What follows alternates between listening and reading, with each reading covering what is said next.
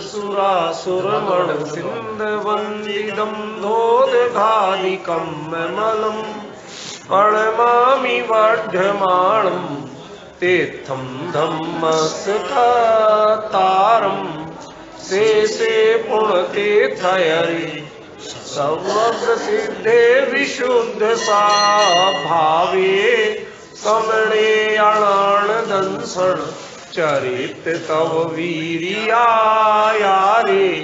ते सौवे समगम पतेगमेव पतेगम वंदामि अवर्तन्ते अर्हन्ते मानुषे खेते इच्चारिहन्ताणं सेद्धाणं तैणमोगणहराणं अजावैवगाणं सामूलं तेव सौवेसिं ते विशुद्धदंसण प्राणपहाड़ा समं समासेज्य ओवसंपयामि सम्मं जगतोणि वाण संपत्ति। देखिए, इसका जो प्रतिपाद्य विषय है वह केवल ज्ञान दिव्य ध्वनि से भी संबंधित है, और चूंकि यह ज्ञेय तत्व प्रज्ञापन अधिकार क्या है, तो इसमें प्रधानता किसकी होना चाहिए, ज्ञान की या ज्ञेय की? ज्ञेय की होनी चाहिए। प्रतिपाद्य की या प्रतिपादक की? प्रतिपाद्य माने, अरे पूछने तो दो, ज्यादा ज्ञानी लोगों से पहले पूछना चाहिए, उनसे जान के पूछ रहा हूं मैं, क्योंकि वो मॉडर्न एजुकेशन वाले हैं ना, इन्हें देसी जो हिंदी के कठिन शब्द पता नहीं है, इसलिए जानबूझ के पूछ रहा हूं। आप ऐसा मत सोचिए, आप सबको पहचानते। प्रतिपाद्य माने जिसके बारे में बताया जा रहा है, और प्रतिपादक माने जो बता रहा है। ठीक है ना?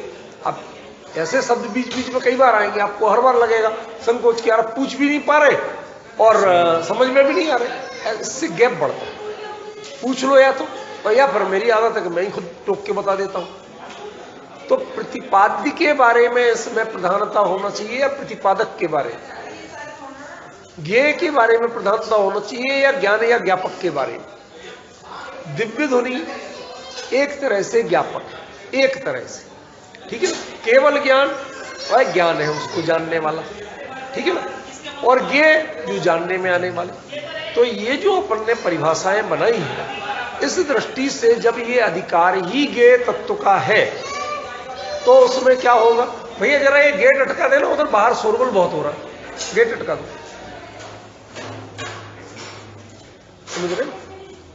तो जब ये अधिकार ही ज्ञेय तत्व का है, तो इसका मूल विषय जो कुछ भी कहा जा रहा, वह किसी के निमित्त भी कहा जा रहा हो, पर उसका केंद्र बिंदु क्या हो, ज्ञेय या ज्ञान? ज्ञेय होगा। तो इसमें हमें यह समझना होगा कि जो कुछ भी इसमें कहा जा रहा है वह क्या है, ज्ञेय का कौन सा पक्ष है, ठीक है ना? तो जो एक पक्ष क्या बताया, जायदि रेवण रस्सदि, 119 गाथा, पेज नंबर 249, यही ली थी ना पिछली बार? 119 ही साहब, एड़ाना शब्द पे कितना बोले थे। ऐसे कैसे भूल गए संजय भाई आप?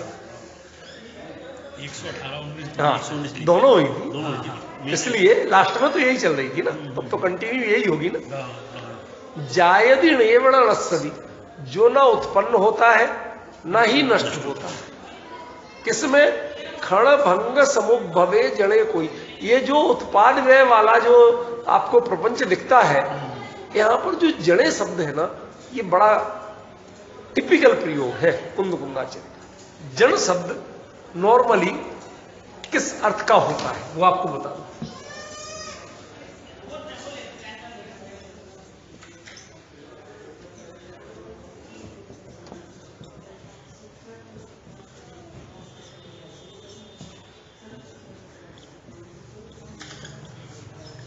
उच्चारण भी करते जाओ, जब भी इसमें आएगा नहीं। हाँ हाँ, ठीक है, अच्छा आपने याद दिलाया। जन माने व्यक्ति, जैसे आप कहते हैं, जन माने एक आम आदमी भी कहते हैं। एक शब्द चलता है जनपद, ठीक है ना। तो पद माने कोई ना तो पैर है, कोई आदमी का पैर, ऐसा भी नहीं है। जनपद माने आप एक एरिया को कहते हैं जहां लोग रहते हैं, सब लोग रहते हैं, कोई पर्टिकुलर टाइप के लोग नहीं रहते, समझिए। जैसे कोई कॉलोनी सरकारी नौकरों की कॉलोनी, तो उसमें वही लोग रहे, व्यापारी नहीं मिलेगा, ठीक है ना, और कोई नहीं मिलेगा। लेकिन जनपद किसको कहेंगे? जिसमें सब तरह के लोग, ठीक है ना। तो कई बार अकेले जो जन शब्द है इसका प्रयोग इसके लिए भी होता है, समूहवाची भी होता है, ठीक है ना, कोई वो व्यक्तिवाची नहीं। ये इतना आपको बताना था। तो इसमें एक शब्द आया है जणे, आया है जणे। तो ये जणे का अर्थ क्या है? आदमी, तो तुम कह रहे हैं। अब यहां पर कोई व्यक्तिवाची नहीं है, समूह का है। ये वास्तव में जो लोक की व्यवस्था है, ये जो 6 द्रव्यों के समुदाय लोग जो कुछ भी कहते हैं, यह जड़े को आप इनडायरेक्टली लोगे भी कह सकते हैं। लेकिन जो उत्पाद व्यय की बात है वह एक इकाई में भी होता है और वह अनंत इकाइयों के समूह में भी होता है। दो बातें समझ में क्या? एक इकाई में भी होता है, कोई एक व्यक्ति है तो उसमें भी उत्पाद व्यय हो रहा है कि नहीं हो रहा, ठीक है ना। तो वह एक इकाई में भी है और केवली के ज्ञान में, दिव्य ध्वनि में, क्या ऐसे जितने भी जन हैं उन सब में भी यही हो रहा है। तो आप किसी एक की बात कर रहे हैं कि सबकी? सबकी। आगे जनपद जो मैं कह रहा था, समूहवाची आगे, यही मैं कहना चाहता था कि यहां पर जो जन शब्द है यह सामान्यता व्यक्तिवाची होते हुए भी, किसी इकाईवाची होते हुए भी, यह इकाई का नहीं है। ऐसी अनंत इकाइयां जहां हैं वो सभी में जैन वस्तु व्यवस्था एक रूप की है, भिन्न रूपात्मक नहीं है।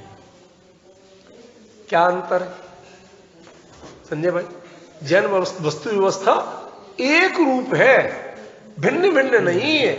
कि आपने कहा कि साहब भगवान परमात्मा वो स्पेशल सुपर पावर है और आम आत्मा तो वो तो बेचारा दीन ही है, ये जैन दर्शन नहीं। और जो ऐसा बताए वो जैन नहीं। तो साहब आप चरणों में क्यों झुकते हो, क्यों आते हो मंदिर, दर्शन क्यों करते हो? क्या अपनी पहचान करने आते हो?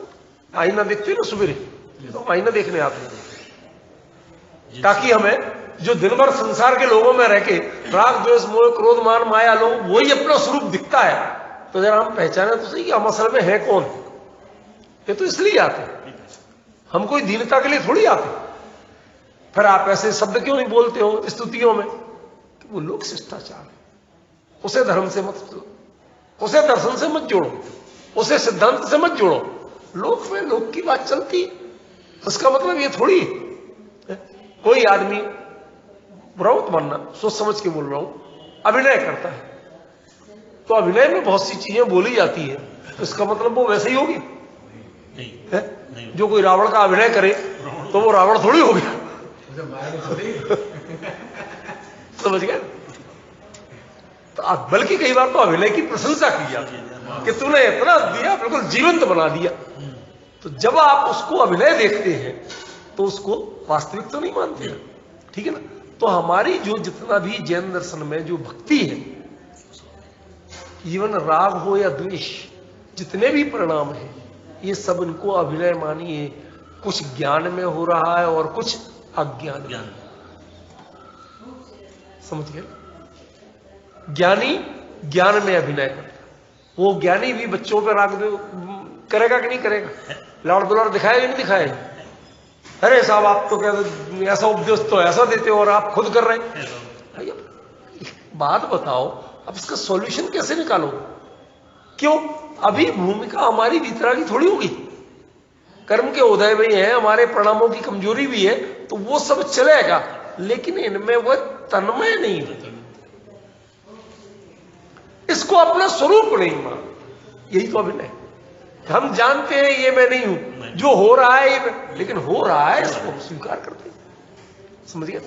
तो ये जो ज्ञानी अभिनय को जानता है, कर्ता अज्ञानी भी अभिनय ही है, लेकिन उसे पता नहीं, वो धोखा खा जाता है, तन्मय हो गए बस ये उसका अज्ञान भाव। ठीक है ना। कई बार लोग किसी को ठगने के लिए 10 तरह के जाल बिछाते हैं, वो उसमें फंसता है, जो कुछ होता है रोता है, लुटने के बाद रो लो।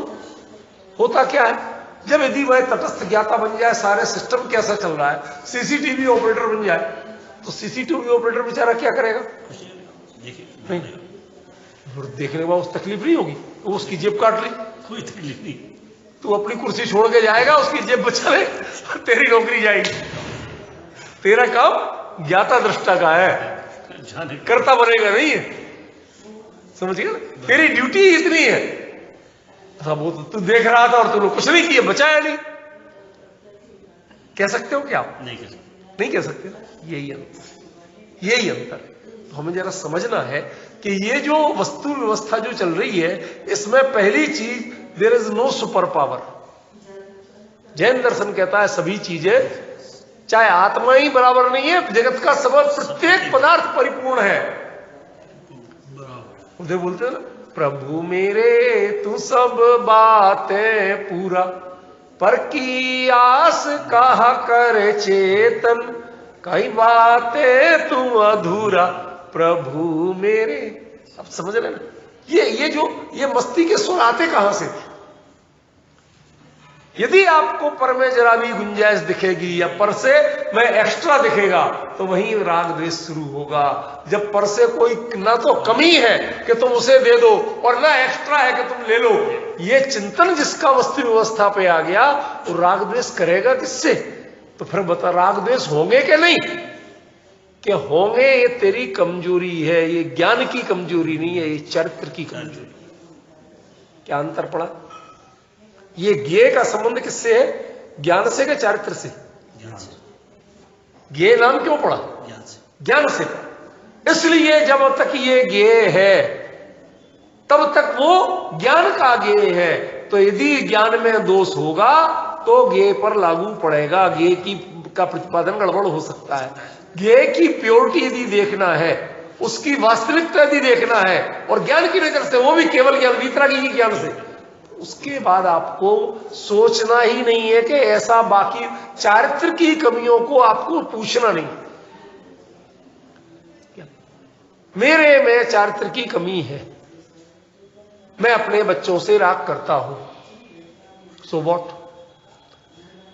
इसका मतलब मैं ये मानता हूं कि सुंदरा ही सब सीरी, यही मेरा कल्याण करेंगे। ये नहीं मानता। तुम्हारे जब मानते नहीं अपना, तो आप क्यों? ये ज्ञान का, ज्ञान और ज्ञेय को आप यदि इतना पवित्र नहीं रखेंगे, उनका संबंध, उसमें बीच में चारित्र का उदय जोड़ेंगे, तो आप गलत करेंगे। आप ज्ञान को कभी समझ नहीं सकते, ज्ञेय को कभी समझ नहीं सकते। प्रवचन सार में जो ज्ञेय का स्वरूप है, उसमें चारित्र पक्ष समय शामिल नहीं, समझे ना? वह टू द पॉइंट बता रहे हैं, ये है,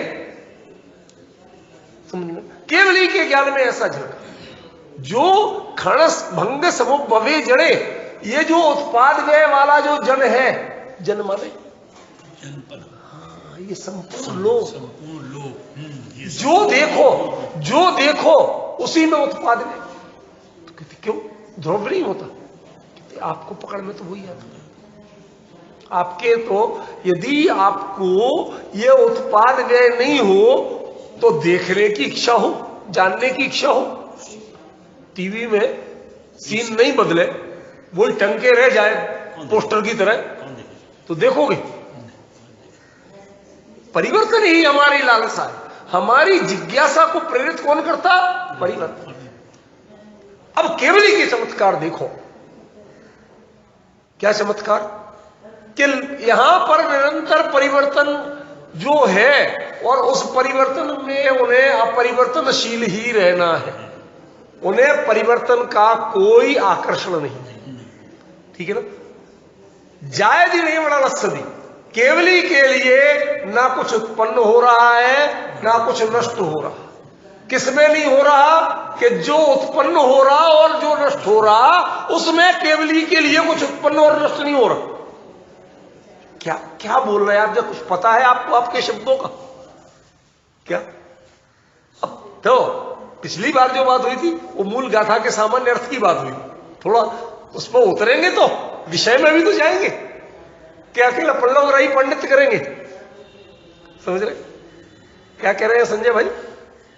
कि जो उत्पाद व्यय उत्पन्न और नष्ट होने वाला ये जो जगत है, जो कुछ तुम्हें दिखता है, जानने में आता है, जिज्ञासा का विषय है, ज्ञानी के लिए इसमें कुछ भी उत्पन्न और नष्ट नहीं होता। क्यों? भगवान महावीर स्वामी का निर्वाण हुआ कि नहीं? हो चुका कि नहीं? हो चुका और क्या, उनका नाम हुआ ना। अब ये ज्ञानी की दृष्टि यही तो बता रहे, यही तो बताना चाहते हैं। एक भी पर्याय, अपन कितने दिनों से कह रहे कि जो पर्याय है वो ना उत्पन्न होती है ना नष्ट होती है। ईवन ध्रुव्य तो ध्रुव्य है, पर्याय भी एक समय की ध्रुव है, वो नष्ट नहीं होती। उस समय में जीवित, उस काल में वो है। आर्य जायदी लेवड़ा रसदी खण भंग समुद्भवे जड़े कोई। कोई माने कितना सरल है।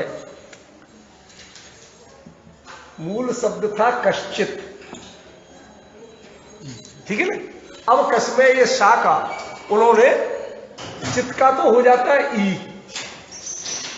ची पहले बना ची, ची का चावी लोप हो गया तो ई, और जो विसर्ग होता है एक का शा जो है तो विसर्ग है।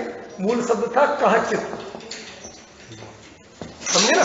तो ये जो विसर्ग है तो विसर्ग का नियम से वो हो जाता है।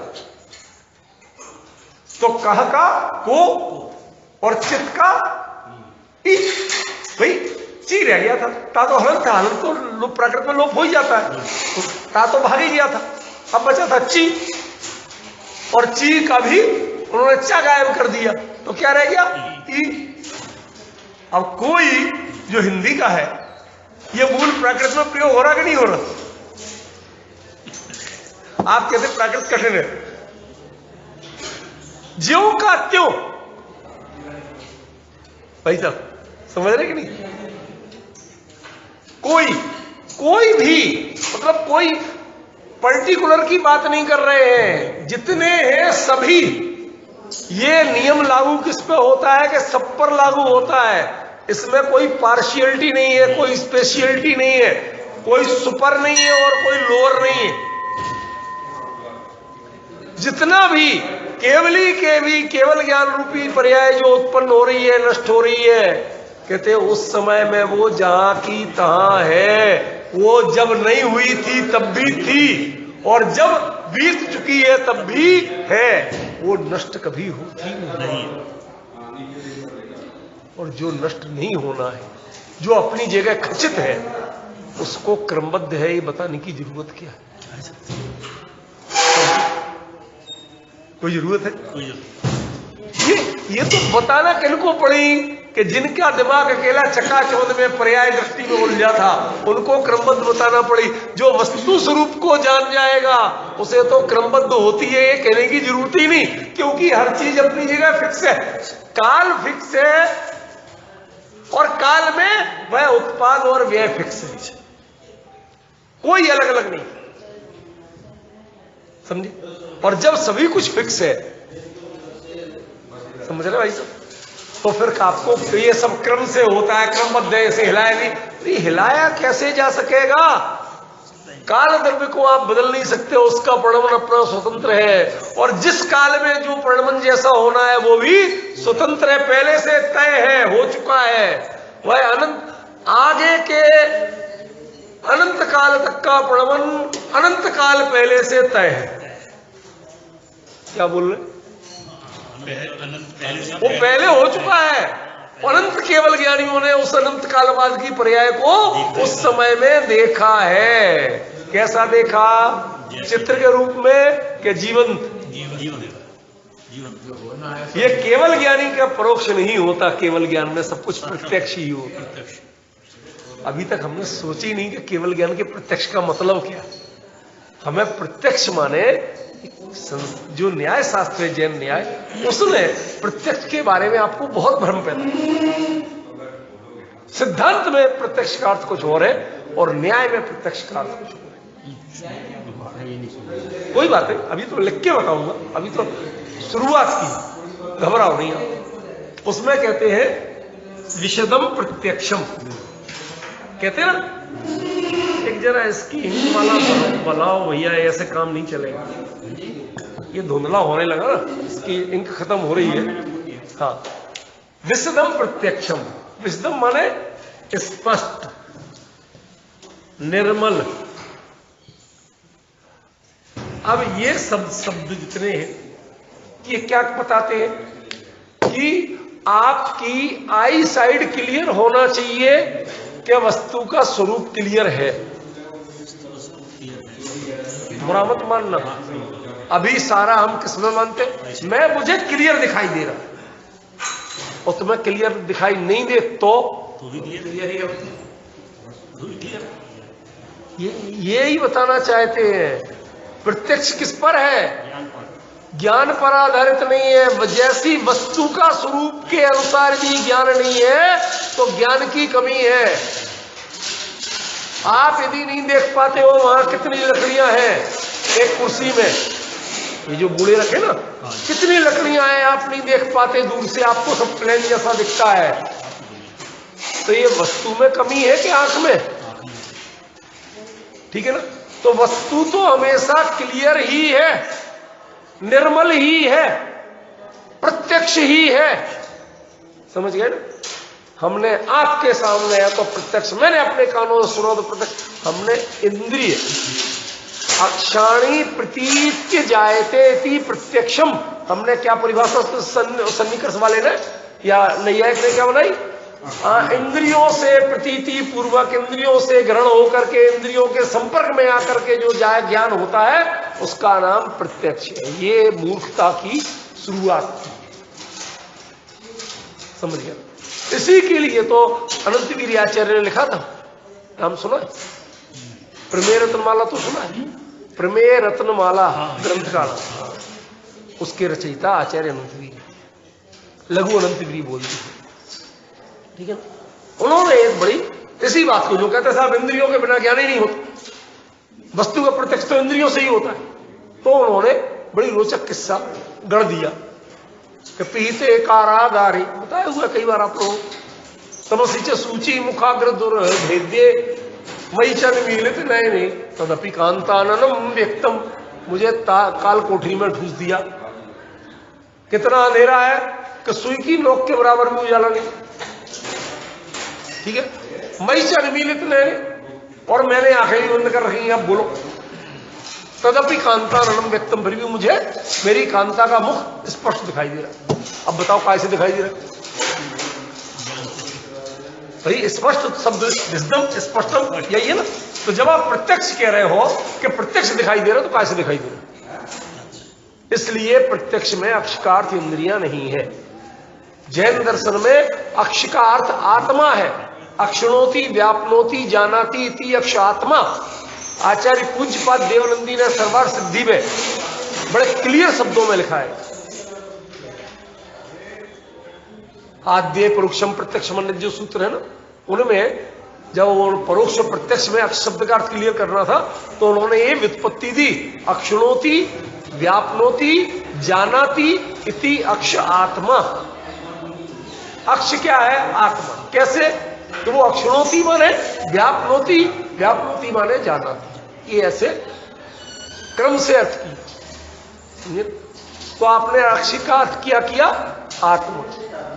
तो प्रत्यक्ष का अर्थ आत्मा की प्रतीति से जो होता है उसका नाम प्रत्यक्ष, कि जो वस्तु के स्वरूप के अनुसार ज्ञान होता है उसका नाम प्रत्यक्ष। अब आप तीसरी जगह फंस गए, आगे उससे नेक्स्ट स्टेज पे पहुंच गए, पूरा फर्क है। आगे नहीं आ गया। आत्मा के अनुभव के लिए स्वानुभव प्रत्यक्ष में तो ये बात लग सकती है वस्तु भी कि जो अपने आत्मा के अनुभव से जानता है वो प्रत्यक्ष है, उसके लिए आत्मा हो सकता है पर नहीं। केवल ज्ञान उनमें तन्मय नहीं होता है, लेकिन प्रत्यक्ष ही जानता है। कैसा जानता है कि जो क्षण भंग समुपभवे जड़े, जो ये लोकालोक उत्पाद वे आत्मक दिखता है, इसमें कुछ भी उत्पन्न नहीं होता और कुछ भी नष्ट नहीं। इसका अर्थ ध्रुवता नहीं है, इसका अर्थ पर्याय भी कभी नष्ट नहीं होती और उत्पन्न नहीं होती, वो अपने समय में हमेशा रहती, वरना केवल ज्ञान की सिद्धि आप नहीं कर सकते। भाई फिर केवली क्या भूतकाल जानेंगे उसे? काल द्रव्य को कैसे जानेंगे केवली? पुद्गल की पर्यायों को तो भूत व्यवस्थित करके जान लोगे आप, काल द्रव्य को कैसे जानोगे? टिपिकल विषय है। यहां तक आजकल लोग जो बड़े बड़े सर्वज्ञ सिद्धि वाले हैं वही पहुंचते, सब वहीं पर सर। इस बारे में सबसे क्षमा करना शब्दों को, बड़ी भारी गड़बड़ी समुद्रगुप्ताचार्य ने पैदा कर दी, जो उन्होंने ज्ञेय आश्रित और क्षोभसम ज्ञान आश्रित सर्वज्ञ सिद्धि की घोषणा कर दी।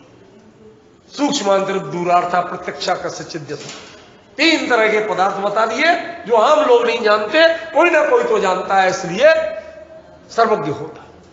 अरे भाई ये सूक्ष्म मंत्र दूर क्या पर पदार्थों से सर्वज्ञ है कि सर्वज्ञ स्वभाव की सामर्थ्य का नाम है? समझ गए ना? और उसका बस खूबी क्या है कि वस्तु स्वरूप से ऐसा मेल है कि दोनों में कोई अंतर पता चलता ही नहीं। वो पद्मिनी की तरह है, नहीं ऐसा। वो पद्मिनी अपने महल में बैठी थी, शीशे में दिख रही थी। अलाउद्दीन खिलजी को शीशे में दिख रही थी। वो प्रतिबिंब था, बिंब नहीं, लेकिन शीशे की क्लैरिटी इतनी अद्भुत थी कि वो ये समझ रहा कि ये मेरे को देख रही, वो देख रही शीशे में। अब शीशे में तो ऐसे ही दिखेगा, ये इधर खड़ा नीचे, ये सोच रहा कि मेरे को, समझिए। ऐसे ही वो लोकालोक केवली के ज्ञान को, जैसे ये मेरे ही को देख रहे हैं, वो उनको वास्तव में न केवली लोकालोक को देख रहे हैं, न लोकालोक उनके ज्ञान में आ रहा है। सब अपनी जगह का स्वतंत्र परिणमन है। उसके बावजूद इनकी निर्मलता ऐसी है कि दोनों में कोई अंतर नहीं है। जैसा वस्तु का स्वरूप है वैसा ही केवली के ज्ञान में आता है। और वो कैसा आता है कि क्षणभंग समुपभवे जड़े, ये जो लोक उत्पाद व्ययात्मक है, इसमें कुछ भी उत्पन्न नहीं होता और कुछ भी नष्ट नहीं। अभी नवीन जी को समझ में नहीं आ रहा, जब आप उत्पाद व्ययात्मक खुद ही कह रहे हो और उसमें कहते हो उत्पन्न नहीं होता नष्ट नहीं होता, उत्पाद व्यय यदि उत्पन्न नष्ट नहीं होते तो इनका नाम उत्पाद व्यय क्यों है? इनका प्रश्न ऐसा है ना, इनके साथ रहते रहते कुछ तो इनसे सीखे गए। और सबसे बड़ी खूबी क्या है, आप लोगों के चेहरे पे उतना लिखा नहीं आता, इनके चेहरे पे लिखा हुआ क्लियर आता है। नहीं हंसता ही नहीं है, मुझे समझ में आया तो हंसे। देखो ऐसा है, एक टीचर की नजर से आज मैं 32 साल हो गए यूनिवर्सिटी में पढ़ाते हुए, समाज में बोलते हुए, मुझे इतना रहता है कि एक एक आपके चेहरे की यदि हल्की सी रेखा भी बदलती है ना, तो उससे मैं पढ़ लेता हूं कि आपके दिमाग में क्या चल रहा है। और ये होता है, मनोविज्ञान है।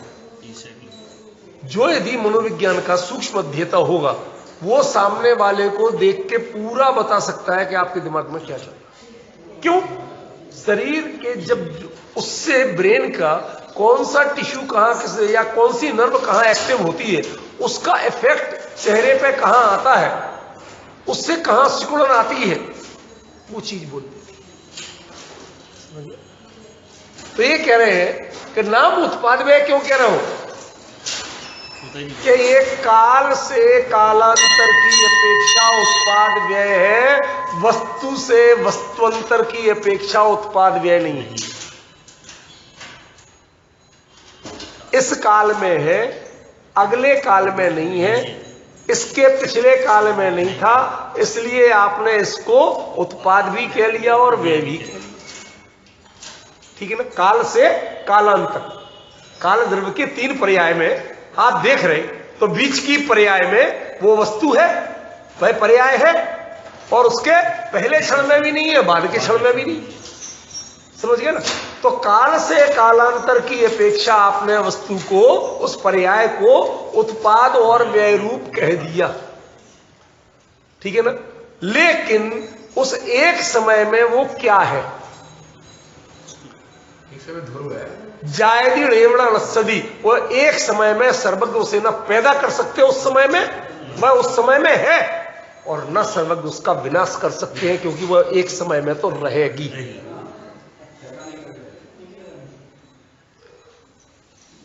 अब संजय भाई भी घूम गए। तो फिर संक्रमण जो होता है वो क्या? पहले समझने की कोशिश करो क्या कहा जा रहा है। मैंने क्या कहा? काल की अपेक्षा ही सारा उत्पाद व्यय है, वस्तु की अपेक्षा नहीं। वस्तु में कभी भी नवीन उत्पाद और व्यय नहीं होता, वो एक समय में उसका यही रूप है, एक समय में उसका यही रूप, वही वस्तु है, वह परिपूर्ण है, अपूर्ण नहीं है। समझ में? पर्याय को जिस क्षण आपने अपूर्ण, असहाय, बेचारी देखा, बस वहीं से आपके दिमाग में खुरापतें सूझती हैं, इसमें कुछ छेड़छाड़ की जाए, क्रमबद्ध के उल्लंघन की जो भावना आती है ना, उसी से पैदा होती है। पर्याय को बेचारा मत मानो, एक समय का है, वो एक समय का होना उसका मतलब बेचारगी नहीं है, पर एक समय की चक्रवर्ती है, परिपूर्ण है। समझ में? वह ये जब जगत की दृष्टि देखते हैं आप, व्यापक लोक में तो काल द्रव्य है, तो उस सब व्यापक फलक पे देखते हैं, तो आपके लिए ये उत्पाद व्यय वाला लोक दिखता है। लेकिन केवली कहते हैं कि मैं अनादिकाल से देख रहा हूं, अनंत काल तक, आज तक देख रहा हूं कि उस समय में वो पर्याय ज्यों की त्यों है, आज तक वो बदली नहीं। जायदी रेवड़ा नस्सदी, ना आज तक वो नई उत्पन्न हुई है और ना आज तक कभी नष्ट हुई, एक बार भी वो भूतकाल नहीं बनी। ये यदि समझ में आ जाए तो वस्तु व्यवस्था का मतलब ऐसा लगने लगे कि हम ये प्रवचन सार में कह क्या रहे हैं आचार्य। ये केवली के ज्ञान के अलावा अन्य कोई ये बात कह सकता है वस्तु स्वरूप के बारे में? छदमस्त जिन्हें भूत भविष्य, जिनको 3 काल है, 3 काल वाला एक बात कभी कह नहीं सकता। त्रिकालदर्शी ये कभी कह नहीं सकता, ये तो सर्वकालदर्शी ही कह सकते। कितना बड़ा अंतर पड़ रहा है भाई साहब। त्रिकालदर्शी और सर्वकालदर्शी में क्या अंतर है आपको कैसे समझे? जिसको भूत और भविष्य ऐसा भेद दिखता है, इसका मतलब उसको कुछ भी समझ में नहीं आया। क्यों? कि भूत और भविष्य माने वो काल उसको परोक्ष है और ये काल भी उसको परोक्ष है। समझ गए? वो एक समय में जीता है, अब जिसका आगे पीछे का पता ही नहीं, उसके बारे में वो जवाब क्या देगा? और जिसी को सर्वकाल, सर्वकाल प्रत्यक्ष है, सभी काल हर समय प्रत्यक्ष है, वो जवाब दे सकता है कि जो उत्पाद व्ययात्मक जो तुम्हें दिखता है, उनमें से एक भी पर्याय केवली कहते हैं मेरे ज्ञान में आज तक ना तो उत्पन्न हुई है ना नष्ट हुई है। उस समय में वह पर्याय वैसी की वैसी रही। मैं तो हमेशा से ऐसे ही देखता है ख्याल में। फिर जो ही भवो सो विलो, जो उत्पन्न हो रहा है वही विलय हो रहा है। सुनिए, अब ये बात अलग कर रहे हैं, जो बात ऊपर हो चुकी उससे आगे चले कि जो एक समय में आप देख रहे हो ना, पिछली पर्याय और अगले समय की अपेक्षा, कि जो भवो जो उत्पन्न हुआ था तो नष्ट कोई और होगा। ऐसे जो व्यय रूप कहा जाएगा वो कौन कहा जाएगा? जो आपका प्रश्न था भाई साहब, जिस दिन आप शुरू में आए थे उस समय आपने प्रश्न किया था, मुझे आज तक अच्छी तरह याद है। मैंने कहा आपका उत्तर आएगा। आचार्य देव जो उत्पाद और व्यय है ये दोनों सत हैं कि नहीं है? सत है। तो उत्पात किसे कहते हैं? कि पूर्व पर्याय जो अभी पर्याय उत्पन्न नहीं हुई, भाई पहले नहीं थी, इसके पहले नहीं थी, इस अपेक्षा उत्पात, और अगले समय में नहीं रहेगी इस अपेक्षा में, ये कहा जाता ना। आप पर से देखते हो और उसमें क्या कह रहे? जो ही भवो, जो उत्पात है वही व्यय है, दो के दो समय नहीं है। वरना उत्पात भी एक समय का और व्यय भी एक समय का, तो एक पर्याय दो समय की हो जाएगी। आपत्ति समझ में आई भाई साहब? नहीं आई? अरे बताओ उस मोटी मोटी बात, क्या उत्पात एक समय का और व्यय एक समय का यदि मानोगे तो एक पर्याय उत्पात और व्यय दोनों पक्ष उसी के तो है पर्याय के, ये ध्रुव के पक्ष तो नहीं है ना, दोनों पक्ष है ना। तो दो पक्ष जो है, तो ये दो के दो समय, तो एक पर्याय दो समय की कहलाएगी कि नहीं कहलाएगी? इसलिए जब पर्याय एक समय की है तो जो ही भवो सो विलवो।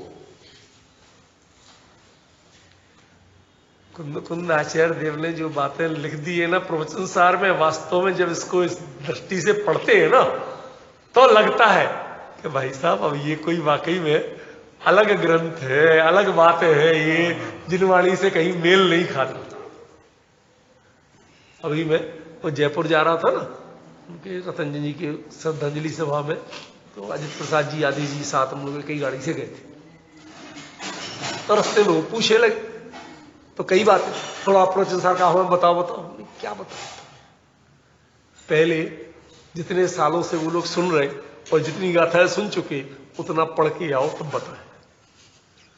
अब हम जो बोलेंगे तुम्हें समझ में आना नहीं, समझ में ही नहीं आना, सिर के ऊपर से घूम रहे, निकल जाएगा। क्यों निकल जाएगा? जो उत्पाद है वही व्यय है। भाई साहब सोचिए, क्यों? क्योंकि यदि आपने एक समय से आगे पर्याय ले गए तो क्या हो जाएगा? आपका जेना भी वस्तु व्यवस्था बचेगी, फिर अगले समय की पर्याय कहां जाएगी? जब इसका व्यय अगले समय में होगा तो अगले समय में तो व्यय हो रहा ना, तो दूसरे का उत्पाद कब होगा? वो उसका उत्पाद क्षण है कि वो व्यय क्षण है? कहते जो ये है वो एक समय की ध्रुवता जो है ना, वही उत्पाद है, वही व्यय है। वह पिछले आगे और पीछे के समयों की परापेक्षी नहीं है, उनकी अपेक्षा नहीं करती है। आप अपने स्थूल क्षोभ संज्ञान में कहते हो हाँ साहब इसके पहले नहीं थी, इसका मतलब उत्पन्न हुई, केवल ये कह सकते हैं क्या? नहीं। उन्हें तो उस समय वो प्रत्यक्ष ही हमेशा से प्रत्यक्ष देख रहे हैं, वो ये कैसा कह सकते हैं कि पहले नहीं थी? पहले वो क्या होता है? पहले होता क्या है? उन्हें तो सभी पर्याय युगपत प्रत्यक्ष है, वो किसके लिए पहले और बाद में कह सकते हैं? कौन पहला और कौन बाद कह सकते हो? भाई साहब विषय बहुत गहरा है, केवली की दृष्टि से इस विषय को समझना है आपको। तो जो ही भवो सो विलो, एक समय का भी ले लें तो वही उत्पाद है और वही व्यय है।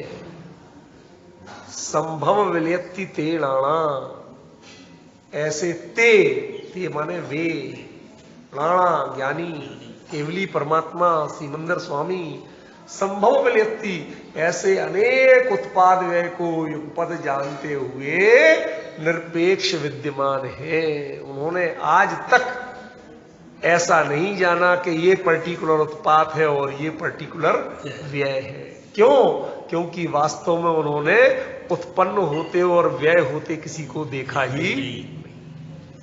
ये पहले आपने बता दिया सीमंदर स्वामी निरपेक्ष है, उसमें भाई साहब अब ये तो शब्दों में की सामर्थ्य बड़ी सीमित है, शब्द बड़े सीमित हैं, यहां तो अभिप्राय का खेल है। शब्द मैं कहां से लाऊं आपके लिए, क्या बोलूं?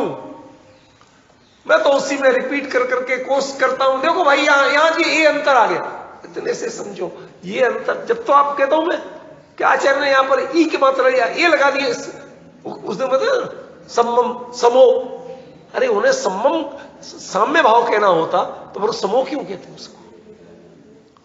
जब उन्होंने परिभाषा में उसको समो कहा तो सम्मम का अर्थ फिर समो नहीं हो सकता,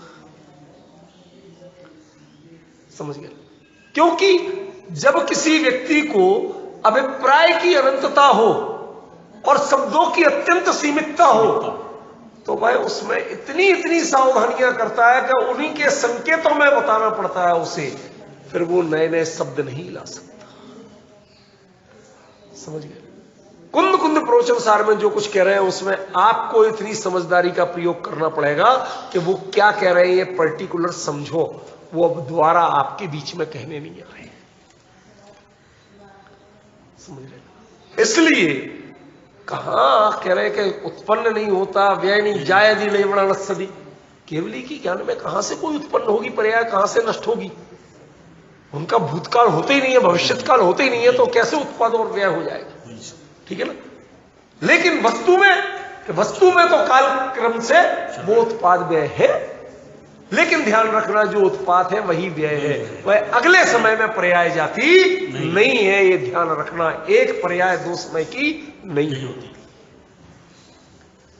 भाई साहब शुरू में आपका यही प्रश्न था, मैंने कहा भाई साहब जब चर्चा उतनी चलती चलती उस ऊंचाई पे पहुंचेगी तो पकड़ में आएगा, अभी मैं सीधे सीधे कुछ भी उत्तर दूंगा वो पकड़ में नहीं आएगा। हर चीज के अभ्यास का समय चाहिए, वो मांगता है, वो गहराई आती है। अभी मैं आ रहा था तो टैक्सी में वो ओला की, तो वो टैक्सी वाले को उसके पिताजी बहुत बीमार थे तो वो उनको लेने स्टेशन जा रहा था, कहता मैं बाद में आ जाऊंगा। ठीक है बाद में आ जाऊंगा। तो मैं उससे आया तो वो बाई द वे मुझे दिखा एक चोटीधारी पंडित सा।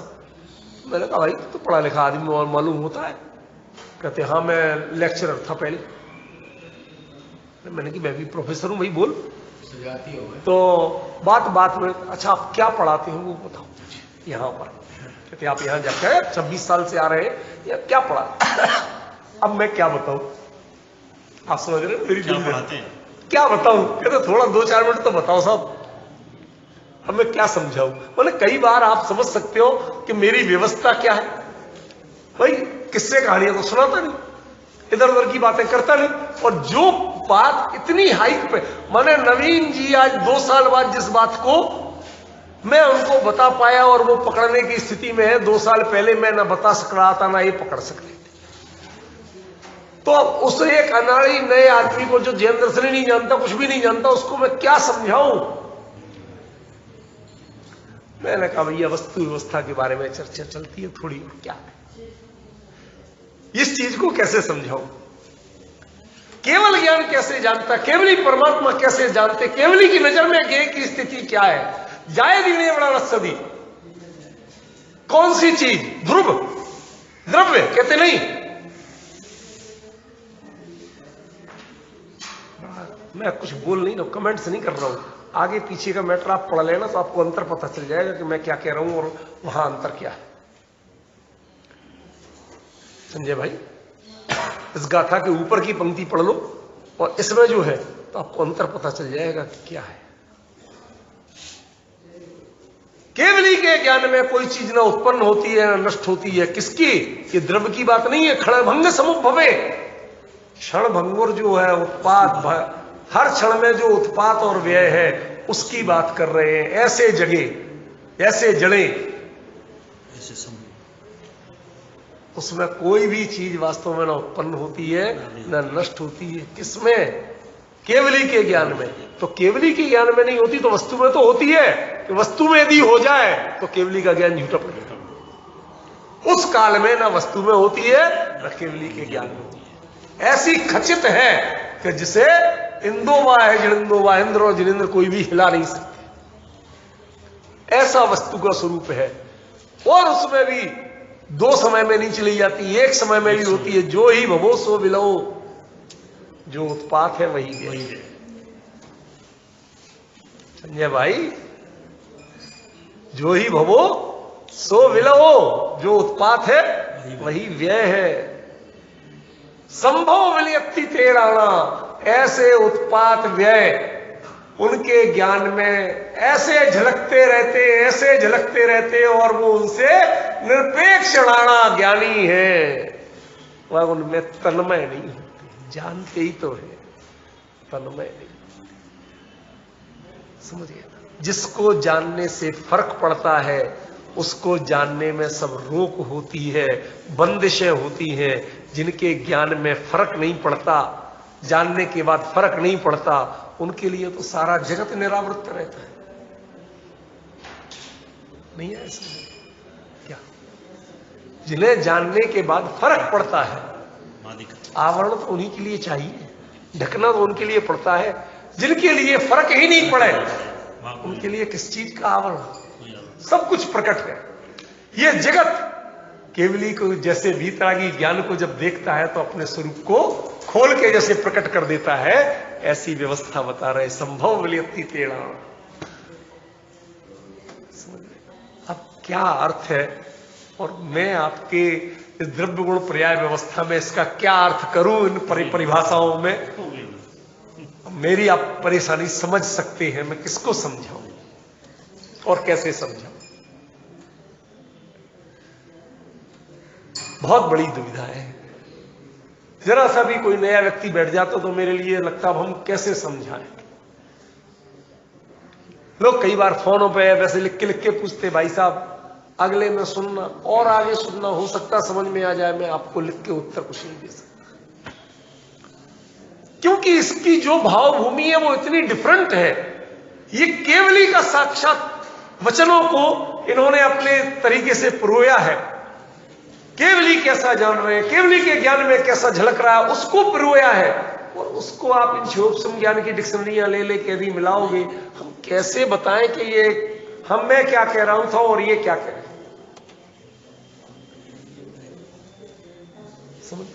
वो हमने राजकुमार जी, आपको अच्छा लगेगा, अच्छा मैंने ऐसा नहीं, मजाक नहीं उड़ा रहा हूं आपको, मतलब थोड़ी सी लौकिक बात है इसलिए कि एक आदमी पहुंचा डॉक्टर के पास, डॉक्टर साहब बुखार ठीक ना हुआ, कि जो दवाई दी थी तुमने पी ली थी? डॉक्टर साहब पीली नहीं थी, वो तो लाल थी। दोनों की ऐसी बहस चल रही।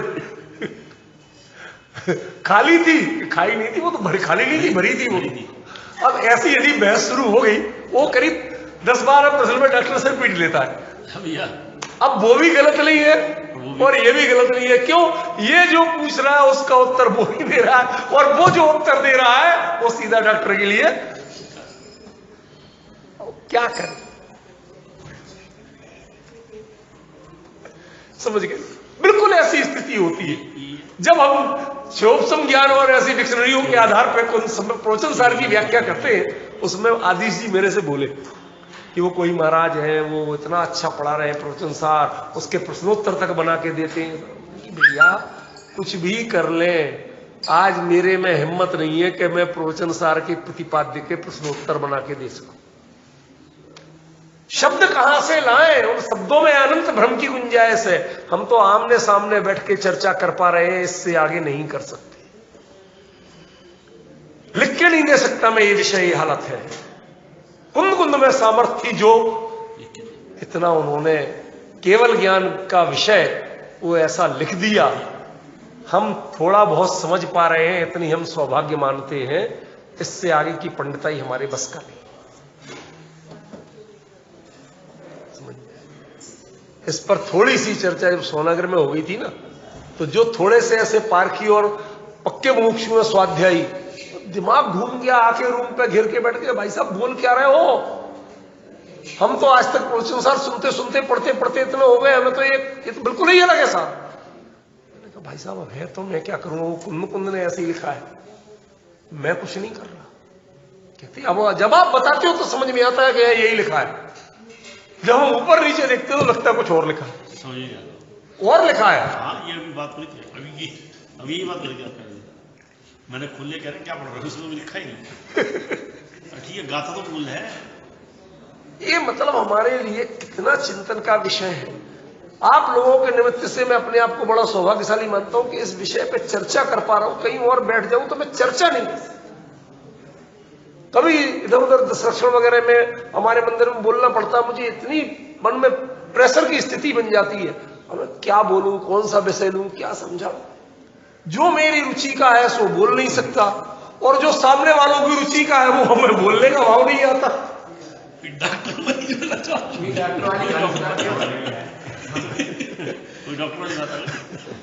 अब मैं करूं क्या?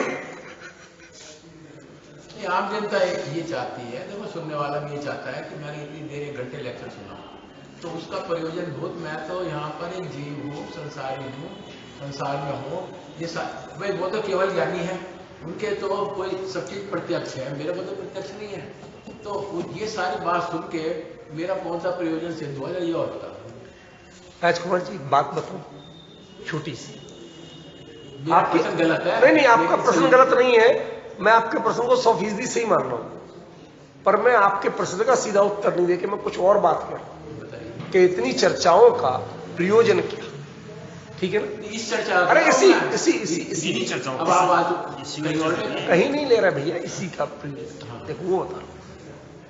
हमारा जो ज्ञान है ना, ये अनेक विषयों में, आज आपके यदि मान लो पैसे का हिसाब नहीं मिले तो बात ये नहीं है कि साहब मुनीम ने कहा साहब 5 रुपए का अंतराल मैं डाल देता, तू कैसे डाल देता, पहले हिसाब मिला, हिसाब में क्या गड़बड़ हुई है बता।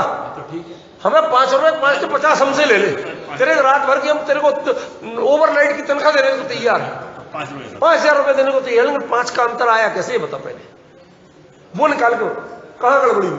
ऐसे ही हमारे वस्तु स्वरूप के निर्णय में चूक कहां है, ठीक है ना? ये आत्मालोचन करना है, हमें अपने आप को एनालाइज करना है, ये दुनिया को तसल्ली नहीं देना है कि तुम अपनी कसाय ऐसे कम कर लेना, इसका कसाय कम होती है, योगा से होती है, फला से होती है, ढिमका से होती है, व्रत से होती है, नियम से होती है, ये जानने से होती है, वो जानने, ये कुछ विषय नहीं है। यहाँ अपने पास आत्मा में ज्ञान है और ज्ञान का विषय पर बनता है। हम आपको वो देना चाहते हैं कि जब पर में रहते हुए भी ज्ञान का विषय आपका ज्ञानी का प्रतिपादन बना रहा है, वो दूसरी चीज ना बने, वो दिमाग से ही नहीं उतरे, इसमें इतनी गहराई कि दिमाग से नहीं उतरे। बस समझ लेना कि हाँ अब हम सही हो, अब हमारे लिए इससे बढ़िया कोई मंत्र नहीं है कि हमें दुनिया सामने सब कुछ देखते हुए भी कुछ दिखता नहीं, दिमाग कहीं और रखा। जैसे भोगी का दिमाग भोगों में, रोगी का दिमाग दवाइयों में, ठीक है ना, और संसारी का दिमाग अपने मोही का दिमाग मोही की विषय वस्तु में रहता है। ऐसे ही तत्व प्रेमी तत्व जिज्ञासु का दिमाग तत्व ज्ञान के विषय में लगा रहे, दूसरे में नहीं जाए। इसलिए इसको उस सरलता, उस दो टूक बात पे ले ही मत जाइए, इसको तो अनंत चिंतन का विषय बनाइए। जब तक अंतर में नहीं उतर जाए तब तक इसे निरंतर चिंतन का विषय बना रहे, दिमाग से उतरे ही नहीं। क्यों? क्योंकि ये केवल ज्ञान गम्य है। सामान्यता तो सकल ग्रंथ को सार यही जिनवाणी उचरो है, दोन अध्याय अपने आत्म को, इसके अलावा कुछ है ही का। यदि आपको निष्कर्ष चाहिए तो इसके अलावा कहीं निष्कर्ष कहीं नहीं है। सारे द्वादश का सारे तो नहीं है, समझ गए ना? ये कुछ नहीं बता सकते। इसमें जो आपको इतनी चर्चा कर करके बार बार बारीकियां जो बता रहे हैं, उसका उद्देश्य इतना ही है कि अपने अभीक्षण ज्ञानोपयोगी बनो, वो ज्ञान को इस विषय से बाहर जाने ही मत दो। इसमें इतनी गहराई है कि आपको और छोर नहीं मिलना, समुद्र जैसा अथाह है। जब ये लगता रहे तो इससे उपयोग बाहर नहीं जाए, इससे बढ़िया आपके जीवन में कोई इलाज नहीं है। अनंत कर्मोदय बना रहे, वो कर्मोदय नवीन बंद करेगा काय पे, ये तो सुन ही नहीं रहा भला आदमी। दुनिया की मेनकाएं नच रही है, ये विश्वामित्र तो देख ही ना रहा। तपस्या भंग किसकी होगी? तब तो असली ये है भाई साहब। उसको देखकर मैं विकृत नहीं हुआ, तो देख लिया, तेरा दिमाग चला गया, इससे बड़ी विकृति और क्या है? और कौन सी विकृति चाहिए थी? समझ गया?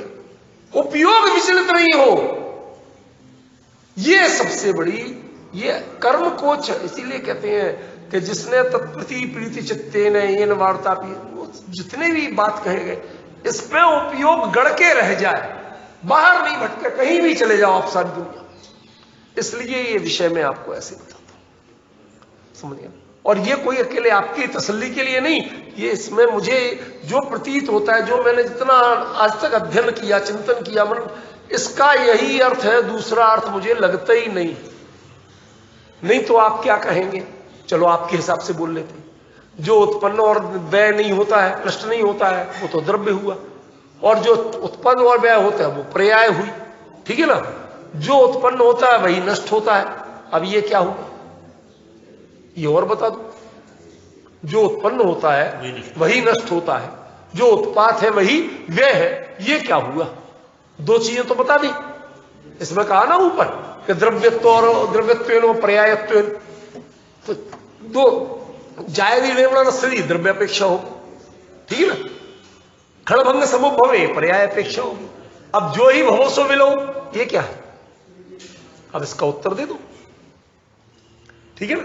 और संभव विलक्ति तेण आना, और उसके बाद भी वो ज्ञानी, उनके ज्ञान में सारा संभव विलय जितने हैं ना आज तक जो हुए और होंगे हमारे ज्ञान की अपेक्षा, अनादि और अंत कह रहे हैं हम, उनके ज्ञान की अपेक्षा कोई अनादि अनंत भी नहीं है ख्याल में।